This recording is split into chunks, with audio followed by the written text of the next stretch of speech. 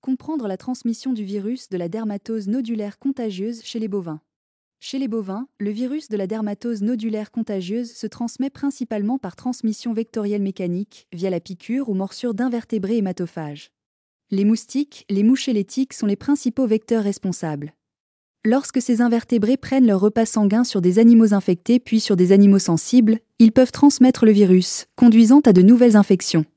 Ils jouent ainsi un rôle prépondérant dans la propagation du virus de la dermatose nodulaire contagieuse, en particulier dans les régions au climat chaud et humide, dans lesquelles les populations de vecteurs sont abondantes. En plus de la transmission vectorielle, il existe des mécanismes secondaires de transmission du virus. La salive, le lait et les croûtes des bovins infectés peuvent contaminer l'eau et les aliments.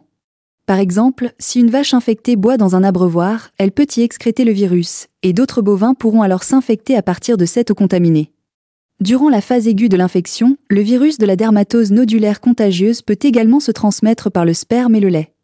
L'insémination artificielle et le nourrissage des veaux constituent donc d'autres voies de transmission potentielles, et il est essentiel de rester vigilant. De plus, le virus de la dermatose nodulaire contagieuse peut persister dans l'environnement. Les particules virales peuvent survivre pendant des mois sur les lieux de couchage, les aliments et les équipements. Cette persistance augmente le risque de transmission, notamment après une première épidémie.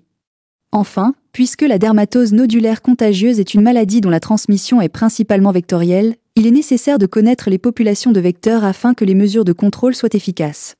La vaccination doit également être considérée. Il est essentiel de comprendre les mécanismes de transmission du virus de la dermatose nodulaire contagieuse pour contrôler efficacement cette maladie. En connaissant les modes de transmission du virus, nous pouvons mieux protéger notre bétail et garantir des troupeaux en meilleure santé. Merci d'avoir regardé cette vidéo et restez informés.